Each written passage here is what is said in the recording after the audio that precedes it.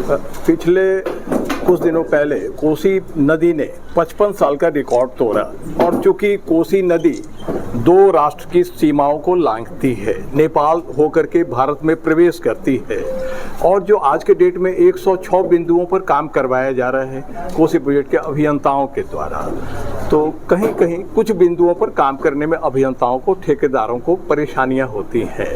आपसे किस तरह की मदद की अपेक्षा ये अभियंता और ठेकेदार करें? बहुत महत्वपूर्ण प्रश्न आपने किया।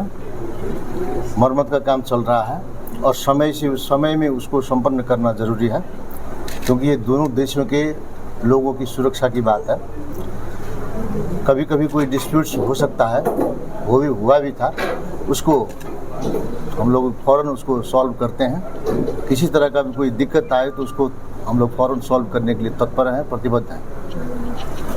सर, ऐसा है कि भारत और नेपाल की जो सीमा है वह खुली सीमा है, ओपन बॉर्डर है, और सीमा से लगा हुआ बिहार जहां पूर्ण शराबबंदी है, लेकिन आपके यहाँ बॉर्डर पे APF तैनात हैं। उसके बावजूद हमारे यहाँ जो पकड़ा जाता है, शराब की खेप जो पकड़ी जाती है, मैक्सिमम 90% उसमें नेपाली शराब की बोतलें ही होती हैं। फिर APF की तैनाती के बावजूद इधर आ कैसे जाते हैं?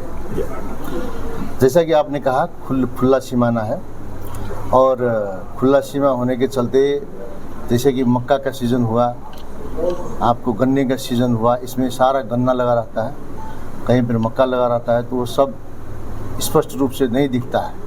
और खुले सीमाना के कारण वो लोग चोरी छिपे वो लोग ले जा सकते हैं। इसीलिए हम लोग बॉर्डर पर ज्वाइंटली हमारे APF के, हमारे SSB के ज्वाइंट पेट्रोलिंग भी होता है, ज्वाइंट इंस्पेक्शन भी होता है।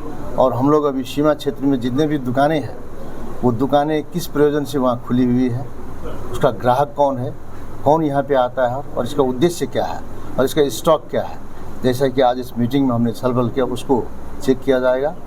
और हमारे देश के आंतरिक राजस्व कार्यालय होता है जो एक्साइज डिपार्टमेंट का काम करती है, उसको भी निर्देश दे दिया गया है कि वो सारा चेक जाँच करे। हम लोग अधिकतम प्रयास कर रहे हैं और किया जाएगा। पर्यटन को बढ़ावा देने के लिए नेपाल काफ़ी प्रयासरत है। भारतीय पर्यटकों को आप क्या क्या सुविधाएं देने जा रहे हैं? भारतीय पर्यटक को अभी कुछ ही दिन पहले हम लोगों ने एक सिक्योरिटी स्टिकर का सिस्टम शुरू किया है।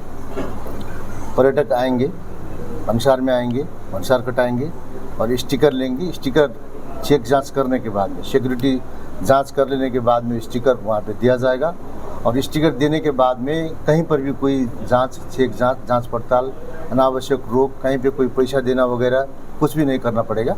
और हम लोग भारतीय पर्यटक को नेपाल में कोई तकलीफ़ ना हो, इस हिसाब से हम लोग सजग हैं, सचेत हैं। और चूँकि हमारा ये कोसी प्रदेश जो इस वर्ष है, हम लोगों का जो आज 10 दिन बीता है नया वर्ष, इस वर्ष को पर्यटन वर्ष भी घोषणा किया है और उसको जोड़ तोड़ के साथ में वो चालू है, अभी हो रहा है। और हम लोग विशेष करके भारतीय पर्यटक को कहीं भी कोई सिक्योरिटी की तरफ से, सिक्योरिटी के पॉइंट ऑफ व्यू से या और किसी भी तरीके से कोई तकलीफ़ ना हो, इसमें हम लोग सजग हैं। और समय में अगर हम लोगों को जो हम लोग स्टिकर देते हैं, उस स्टिकर में संपर्क नंबर वगैरह भी दिया रहता है, तो कहीं से भी वो कॉल कर सकते हैं और इमीडिएट रिस्पॉन्स किया जाएगा। ये मैं बताना चाहता हूँ। Thank you.